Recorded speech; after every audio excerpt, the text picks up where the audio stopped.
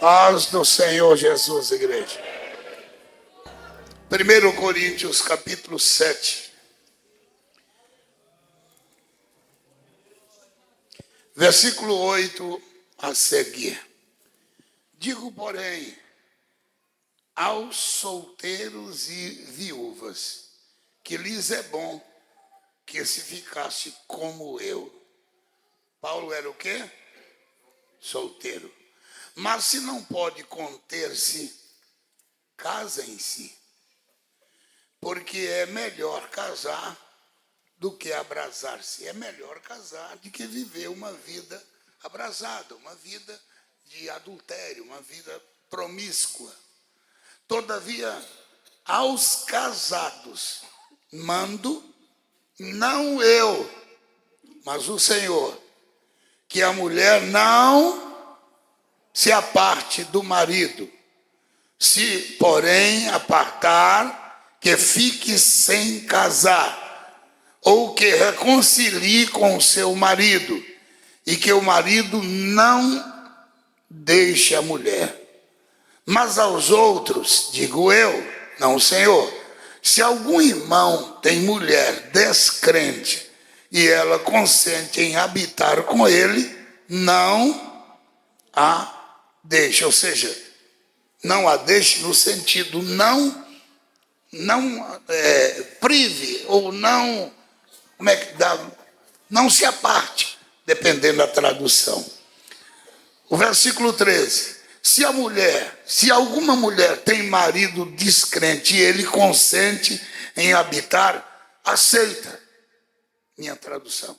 Porque o marido descrente isso aqui é lindo demais. E a mulher descrente é santificada pelo marido.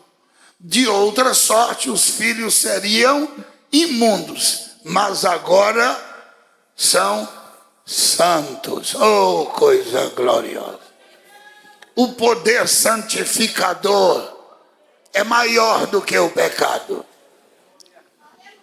O casamento, irmãos, sempre foi uma instituição divina. No livro de Malaquias, alguns irmãos podem até me ajudar, eu não anotei, veio em mente agora, quando o Senhor diz que abomina o divórcio. Vamos ver?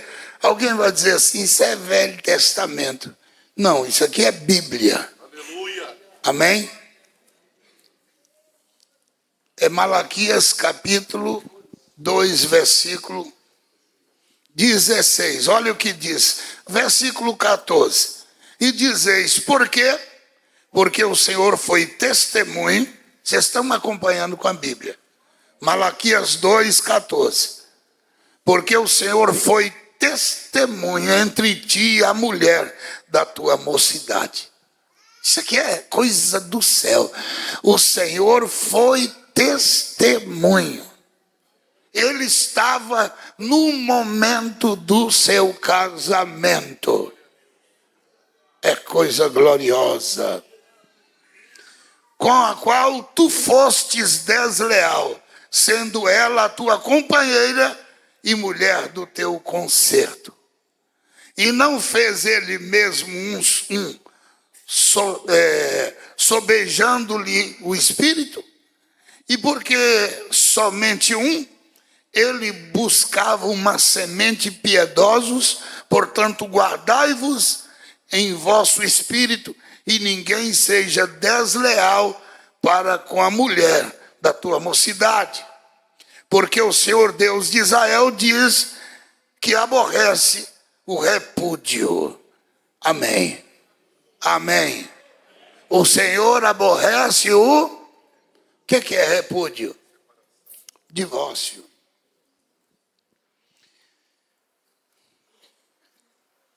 Aí os mais afoitos, isso é coisa do Velho Testamento.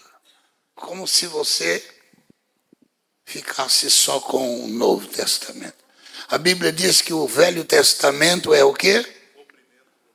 Cumprimento do Novo. Simplesmente é isso. O velho é espelho do que vem. quando Paulo, aí eu fico pensando, e como é que nós engolimos esse texto de Paulo? Como é que nós vamos fazer para a gente sair fora dele? Talvez, quem sabe, seria rasgar esse texto e jogar fora. Que não tem, aqui não tem outro argumento. Vamos lá, olha o que Paulo está dizendo. Eu vou repetir a linguagem de Paulo. Bom seria que o moço, a viúva, não casasse, disse Paulo. Mas se você não pode conter, é melhor casar. Se você não consegue conter, porque tem pessoas que contêm para servir a Deus. Não sei se vocês estão entendendo. Há muitas moças e rapazes que servem a Deus. Não estou dizendo que são todos. Mas há muitas moças e rapazes que está dizendo assim, Senhor, eu quero casar, mas se não for pelo Senhor, se for para eu fazer um péssimo casamento, eu quero continuar solteiro nos teus pés, solteira nos teus pés até aquele dia do Senhor. Mas os afoitos está dizendo, o que vier a mim, de maneira alguma eu lançarei fora. Vapo.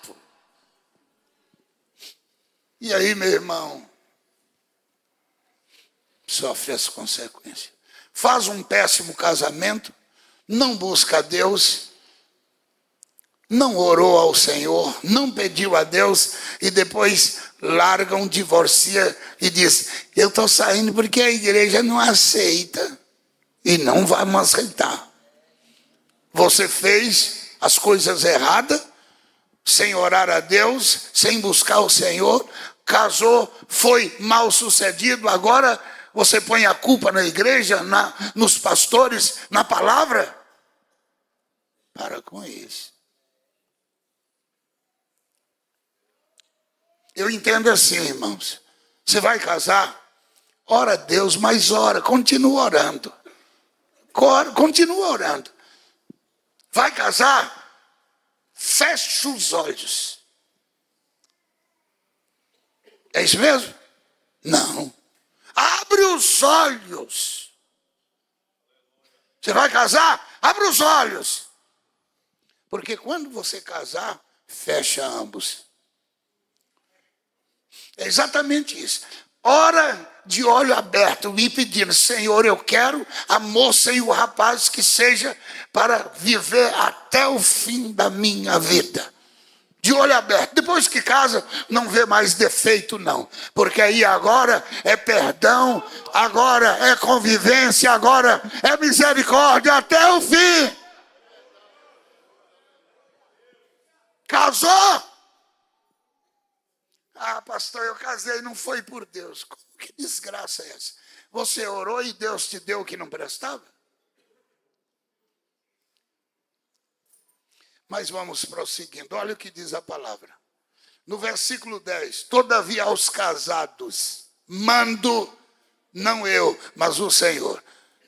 Ó, o que o Senhor está mandando? Que a mulher se não aparte do marido. Porém, se apartar, ninguém... Tanto é que o texto lá mais embaixo vai dizer assim, ó. O versículo... Deixa eu, onde Paulo vai dizer assim, ó, que Deus não obriga ninguém a viver juntos. Depois os irmãos veem para mim. É na sequência que Paulo vai dizer assim, ó, se você quiser apartar, aparte. Porque Deus não nos chamou para viver na servidão. O versículo 15. Mas se o descrente se apartar, aparte-se. Porque neste caso o irmão ou a irmã não está sujeito à servidão. Aí voltando lá no versículo 10. Mas fique sem casar. Ou então, ora a Deus, reconcilia com o marido. O verso 11. Se porém se apartar, fique sem casar, e que reconcilie com o marido, e que o marido não deixe a mulher. que o marido não deixa. O texto está dizendo, é para viver juntos. Segura aí que nós vamos um pouco mais longe. Nós vamos falar um pouco sobre esse assunto. Agora, é um negócio, o casamento é um negócio tão tremendo, irmãos, que se uma mulher é crente e o marido é descrente, e ele aceita você vir para a igreja, amém. Sua mulher não é crente e ela aceita você servir a Deus, amém. Viva com ela em paz, viva com ele em paz. Mas ele bebe, pastor, não tem problema. Mas ela fuma, não tem problema. O casamento permanece em pé. Eu estou dizendo não tem problema quanto à comunhão com Deus. Não tem problema. Eu posso dormir. Aí, há algum tempo atrás, alguém disse assim, pastor, meu marido é incrédulo. E eu sei que ele anda por aí e ele adultera. Eu posso dormir com meu marido? Com seu marido, sim. Você não pode dormir com o marido de outra. Mas seu marido, sim. Mas ele está adulterando, eu tenho notícia. Mas ele é teu marido. Ele é teu marido. Infelizmente, você pode até ter alguns problemas, mas você tem que lembrar que é você que vai lutar pelo teu marido. É você que vai lutar pela sua mulher. Aliás, ninguém melhor do que o irmão Joaquim e a irmã Rosângela para descrever isso. A irmã Rosângela está lá, levanta a mão, irmã Rosângela. Ela lavando a roupa do irmão Joaquim, o irmão Joaquim vivendo no adultério, e ela lavando a roupa dele. E ela disse, meu Deus, como eu estou lavando a roupa de um homem que não me respeita. E eu aqui sofrendo, não, eu vou largar. Eu não quero mais nem saber. E o Senhor disse, não faça isso. Eu te coloquei nas tuas mãos e você é responsável por esta alma. Amém? Demorou quanto tempo, irmã Rosângela? 21 anos. Não foi 21 meses, não. Não foi 21 dias, foi 21 anos. Cadê o irmão Joaquim? Ele está por aí? Acho que está lá fora. Ah, ele aí. Ó. Hoje é um diácono. Futuro presbítero. E quem sabe pastor da igreja. Mas saiu de lá, como eu, como nós. Saímos do pecado. E Deus chamou o irmão Joaquim. E eles não têm mais lembrança do passado. Eles não têm mais nenhuma lembrança do que viveu no passado. Porque quem está em Cristo é nova criatura. Portanto, irmãos, sua mulher é sua mulher, seu marido é seu marido. Lute por eles. Casamento é um só. Se você largar sua mulher, se largar teu marido, saiba que você vai viver sem ele ou sem ela. Agora, pastor, estou orando para ver se eu arrumo outro. Você arruma quem você quiser. Agora, em comunhão com a igreja do Senhor. Agora, se você quiser uma igreja qualquer, feche os olhos. Qualquer esquina você pode entrar e eles te abraçam. Aí é questão religiosa. Você está entendendo o que eu estou falando? Aí é questão religiosa. Você pode arrumar até 2, 3 maridos, 4, 5 mulheres, e chegar lá, eles vão dizer, aqui não tem nada disso, o negócio nosso aqui é número e dízimo, pode entrar para cá. Agora, se você quer lutar para entrar no céu, a porta é estreita. Ama teu marido, ama tua esposa. Ama o Senhor, que Ele vai consertar a vida de vocês. Agora, eu quero deixar esse texto que é muito suave. Nós vamos para São Mateus 19. Aí o negócio é mais sério. Aqui o negócio é muito mais sério. Vamos lá? Acerca do divórcio. Verso 1, São Mateus 19. E aconteceu, concluindo Jesus esses discursos, Jesus vinha falando desde o início do capítulo sobre ovelha perdida, ele vinha falando, e quando ele chega aqui, então Jesus vinha trazendo uma palavra, falando de perdido, falando de vida desordenada, e aí ele concluiu o discurso. Diz o texto sagrado que algumas pessoas, vamos lá, o versículo 2, seguiram muita gente e curou ali. E então chegaram ao pé dele, quem? Fariseus, tentando, não era questionando a verdade, mas tentando e dizendo-lhe, é lícito ao homem repudiar a sua mulher por qualquer motivo? Por qualquer motivo. Eu olhei para minha mulher e disse, você está velha, eu não quero mais, tchau. Qualquer motivo. Eles não queriam a resposta. Eles não queriam nada, eles queriam pegar Jesus em algo. Eu posso largar meu marido por qualquer motivo?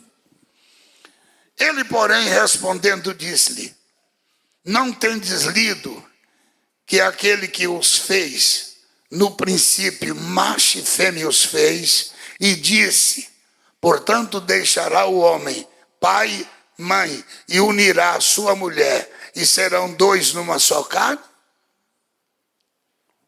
Quando ambos unem, não existe mais diferença. Os dois é uma só carne. Presta atenção agora. Assim não são mais dois, mas uma só carne. Portanto, o que Deus ajuntou,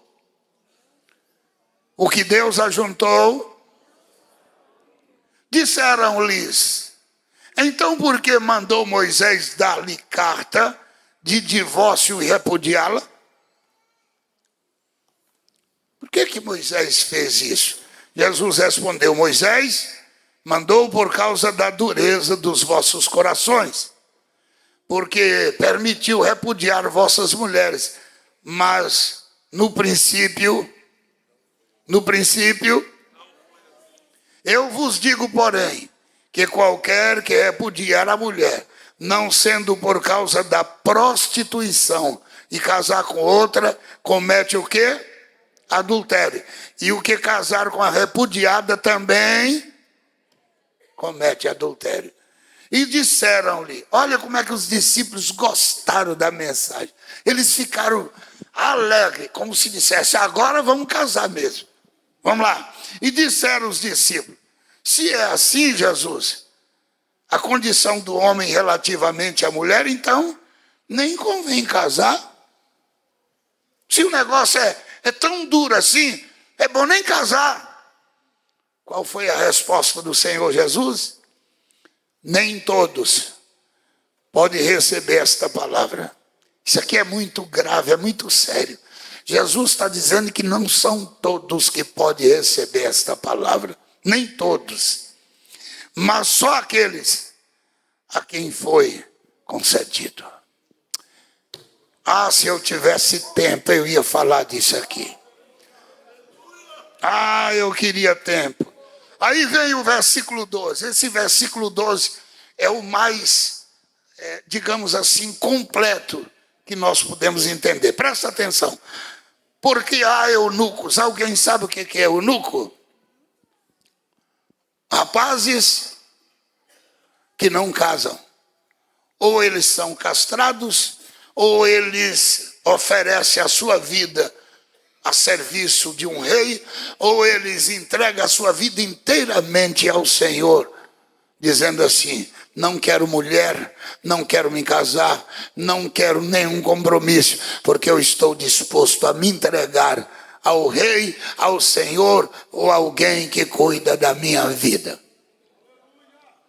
Não, o negócio aqui é grave demais, presta atenção, porque há homens que assim nasceram do ventre da mãe. Então tem homens e mulheres que estão dizendo assim, não vou casar. Não vou casar. Eu quero entregar minha vida inteiramente ao Senhor. Então, são esse tipo de pessoa. E agora vamos lá. E há eunucos que foram castrados pelos homens. Alguém sabe de algum caso assim? Na época de Roma, que era o tempo da Idade Média. Idade Média. Sabe por quê? Eles pegavam aqueles jovens que tinham uma voz de tenor. Aí o que eles faziam? Moço pobre, às vezes, não tinha. Dizia, filho, você vai ficar aqui no convento, você vai ficar aqui entre nós, e você vai receber todas as glórias. Nós vamos fazer um procedimento de castração. Para você não mudar a voz, para você conservar esta voz e para você nunca sair de entre nós. Você tem uma voz encantadora e você tem tudo para ficar aqui entre nós. Então, esses eram homens que eram castrados pelos homens. Agora, segura aí a parte final. E há homens que se castram a si mesmos por causa do quê? Do reino de Deus.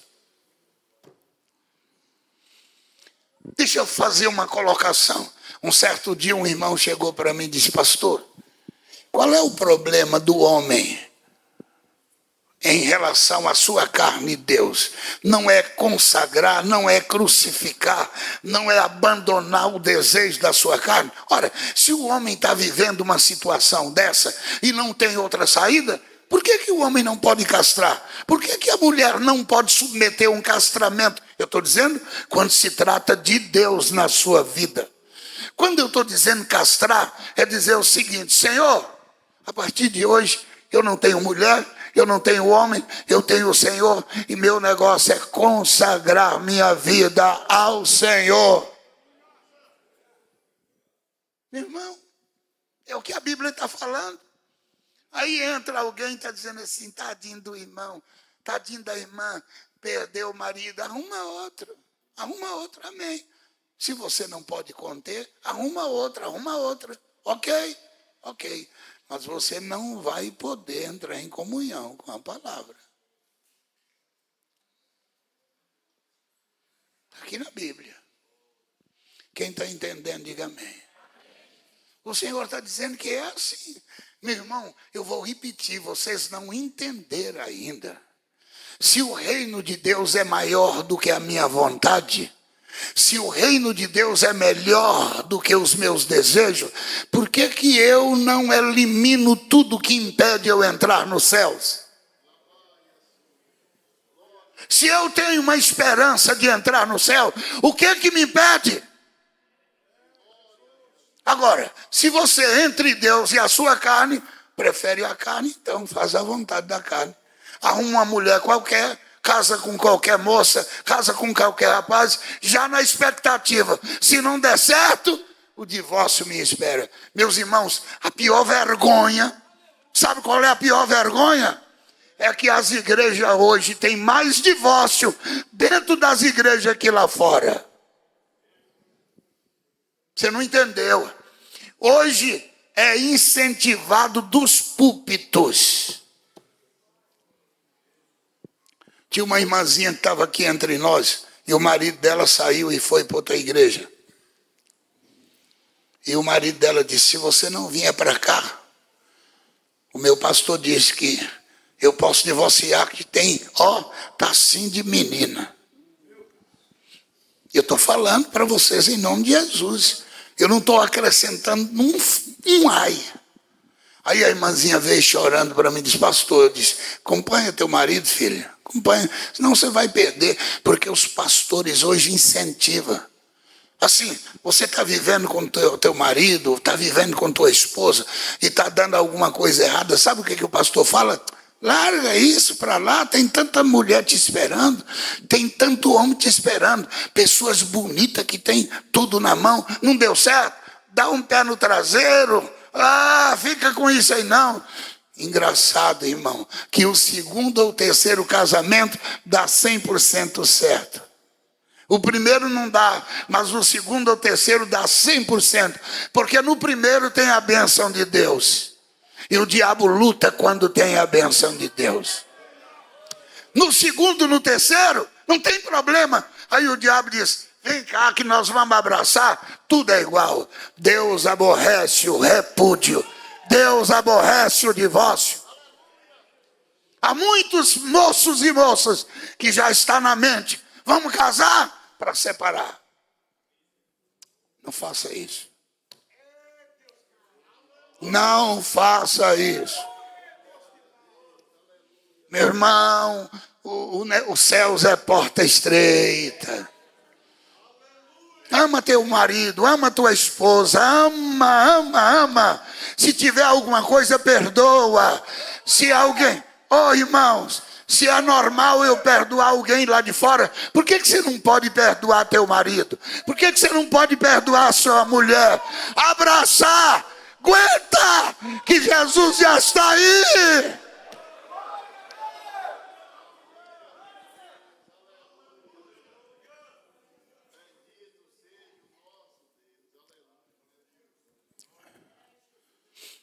Eu acompanhei um caso. A mulher daquele pastor traiu ele. Eu estava no outro ministério. E ele pegou a mulher no ato. Sabe o que ele fez? Levou perante a igreja. Estava eu e outros pastores lá.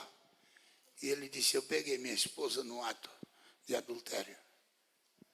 Eu trouxe ela aqui. Eu só queria que ela confessasse perante Deus e perante os irmãos que ela está disposta a mudar, que eu aceito ela como minha esposa. Eu olhei e disse, mas que homem de Deus. Alguém vai dizer, pastor, eu não tenho essa natureza, porque você é carnal. Porque quem é espiritual perdoa. Simplesmente os desejos da carne. Pastor, eu tenho uma natureza, eu não consigo perdoar alguém que traiu. Eu entendo, a traição é terrível. Mas se você não pode perdoar a tua esposa, não pode perdoar teu marido, então trata de arrumar a tua vida e dizer, eu vou viver sozinho até o resto da minha vida. Ou então perdoa. Aí sabe o que aconteceu? Ele perdoou e ela abraçou ele e viveram a vida. E sabe o que aconteceu? No final, ele ficou doente. E ela cuidou dele até o final da sua vida. Eu fui no sepultamento dele e ela chorando lá no caixão. O amor é mais forte. O amor é mais forte. Quem ama, perdoa. Você imagina se Jesus olhasse para nós com esse olhar, dizendo, você pecou contra mim, você pisou no meu sangue, eu não te aceito mais. Mas Jesus está dizendo, Pai, perdoa.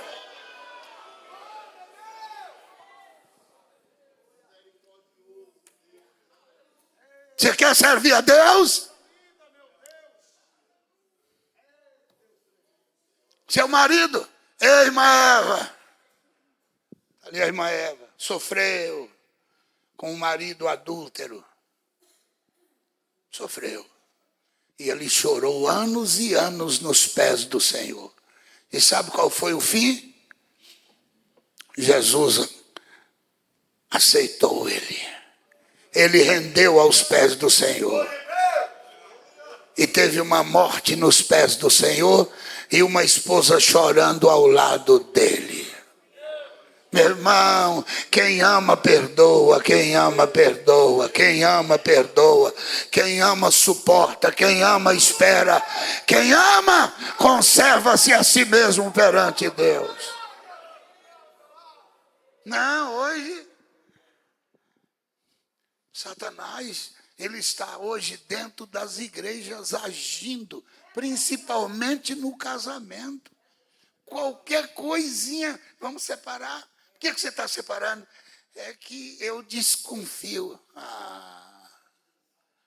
Eu não sei, mas de um certo tempo para cá, eu não tenho mais compatibilidade. Que desgraça é essa? Quem ama, perdoa.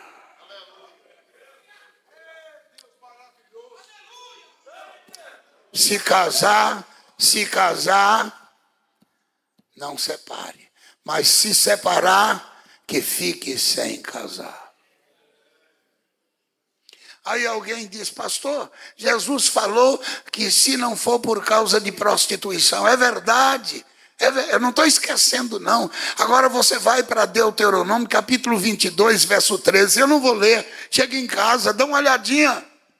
Você sabe o que é prostituição? Que a moça ia casar com um rapaz.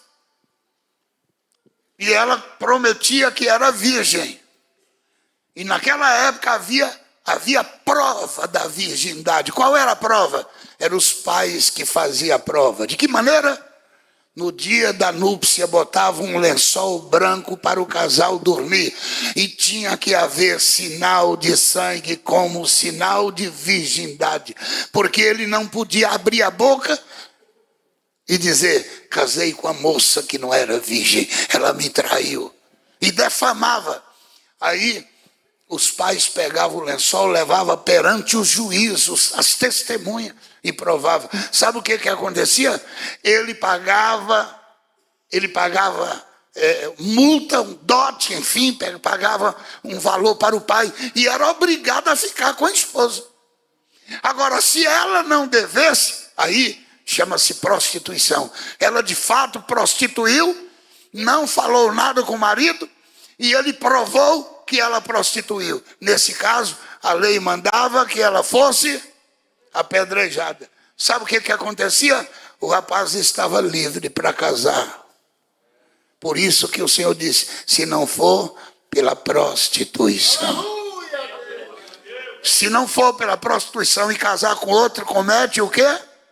Adultério. Pastor, eu estava pensando em largar minha mulher. Pois é, pensa de novo.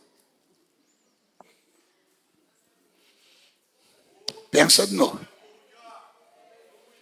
Pastor, eu ia casar, eu estava pensando o seguinte, caso, se não der certo, divorcia, não tem nenhum problema. Mas imediatamente você vai para qualquer outra igreja, qualquer outra, você pode fechar os olhos. Vai ter pouquíssimas igrejas que propõem viver essa palavra. Eu estou dizendo para os irmãos que eu ouvi no rádio um pastor, de nome, não vou, por favor, dizendo o seguinte, até então eu recebia pessoas divorciadas aqui na igreja, a partir de agora não. Porque eu entendi que a palavra permanece fiel. Certamente ele está nos ouvindo agora. Porque eu continuo crendo que a palavra é uma só. Casamento é um só.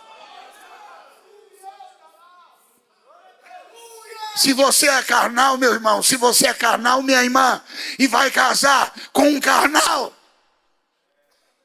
você olha somente para os olhos da carne, é um Sansão da vida. Os teus olhos vai sofrer as consequências da tua carne. Mas se você disser, Jesus, eu quero um casamento para te servir até o fim, por amor ao justo, por amor ao santo, por amor ao que teme, as portas vão se abrir. Por amor a uma mulher chamada Irmã Eva, está ali, ó. Permaneceu no casamento até o final. Sofreu. Por amor uma mulher chamada Rosângela, Irmã Rose. Ela suportou 21 anos. O Senhor está dizendo, Rosângela, aguenta um pouquinho aí. Que a tua dor não vai ser comparado com a alegria que eu vou te dar. Parece que eu estou vendo o Senhor dizendo assim, Rose, aguenta um pouco, que eu vou fazer do teu marido um instrumento nas minhas mãos. Quem crê nessa palavra? A minha palavra nessa noite diz respeito à Santa Ceia, sim. É um alerta, é uma advertência para a moça, para o rapaz que quer casar. Busca o Senhor. Não casa alienatoriamente, não. Porque se você casar na presença de Deus, não significa que você não vai ter luta. Casamento é parceria, é perdão. Casamento é você olhar e dizer: você foi sempre o amor da minha vida. Não é a mulher do teu vizinho que é mais bonita do que a sua. Não é o marido da tua vizinha que é mais bonito do que o seu. O que é seu é seu. O que Deus te deu, te deu.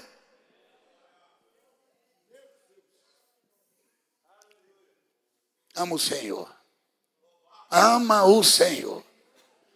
A partir de hoje, você vai dizer: Senhor, eu vou amar mais minha esposa. Meus amados, muitas vezes nós vamos perdendo a afeição, perdendo o amor, porque o próprio Satanás, a nossa própria carne, vai mudando o conceito de amor. Engraçado que no princípio não foi assim. O Senhor está dizendo: eu fui testemunha no dia do teu casamento. Eu estava lá. Com a mulher da tua mocidade, eu estava lá.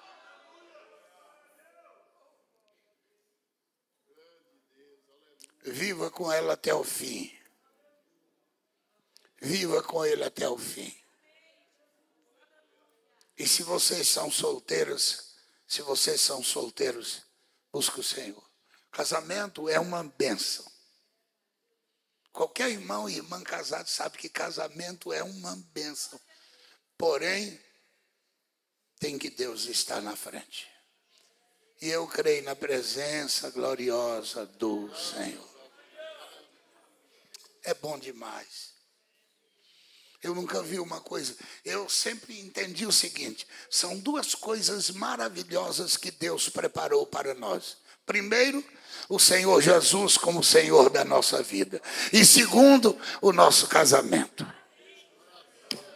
Ah, que coisa gloriosa. Você saber que você vai chegar em casa, tem uma esposa te esperando.